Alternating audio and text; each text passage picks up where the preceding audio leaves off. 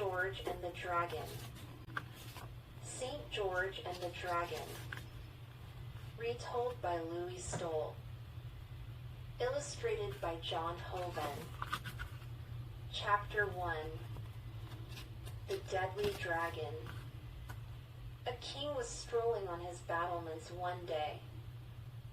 As he admired his kingdom, he saw a dark shape in the distance. It came closer and closer. Oh no! And closer. It was a dragon. Its eyes flashed like fire as it flew. It let out a mighty roar and jets of yellow flame shot from its mouth and nose. The king screamed, "Help! Guards! To the roof, now!" The dragon soared in a loop around the castle. It roared again, and a river far below dried up with a sizzle.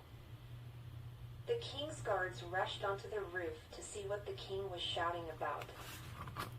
The dragon roared once more and set 5 fields on fire.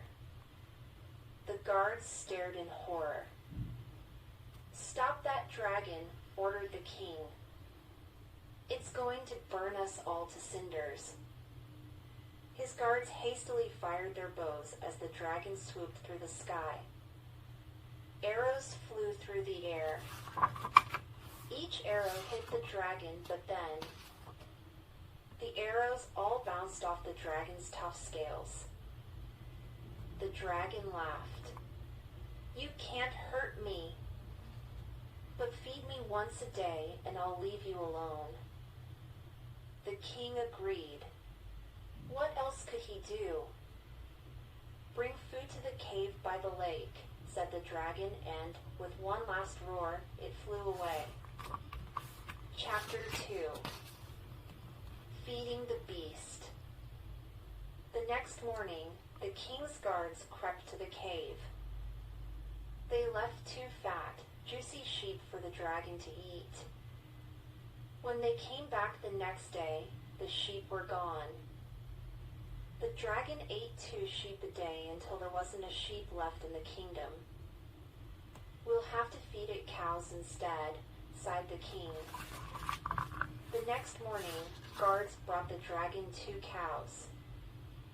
As they were leaving, the dragon opened an eye and liked cows. "I don't," scowled. "Bring me something else to eat," it said, "or I'll burn your kingdom to the ground." So the guards ran to a nearby farm and fetched some plump young chickens. "How about these?" said the leader of the guards. "Yuck! I hate chickens," snarled the dragon. "Bring me something else." The guards left again and came back with pigs and goats instead. Luckily, the dragon liked those.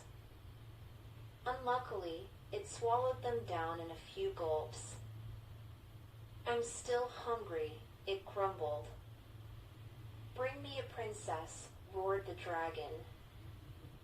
"I want something sweet for a change." "And don't pretend you don't have any princesses," it added, glaring at the guards. "I know the king has a daughter. I saw her as I flew over his castle.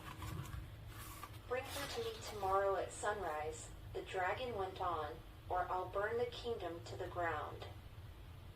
And it let out a burst of white-hot flame to show that it meant what it said.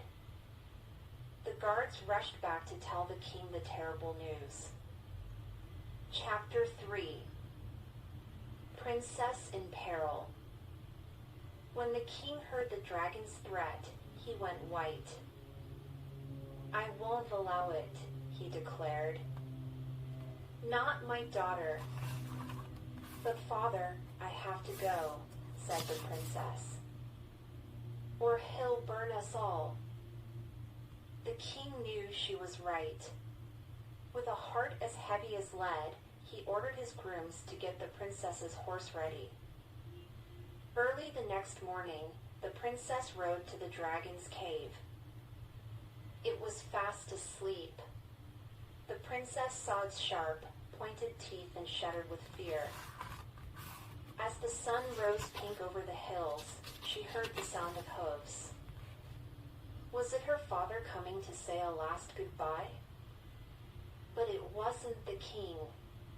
It was a handsome knight on a beautiful white horse. He carried a long lance in one hand. When he saw her, he gave a cheerful grin. "Hello! I'm George. I heard about the dragon," he said. "I'm here to help." The princess was overjoyed. "Don't be afraid, princess," George yelled. He swished his lance. "I'll save you." "Thank you, George," the princess whispered. "But please," she added, "could you be as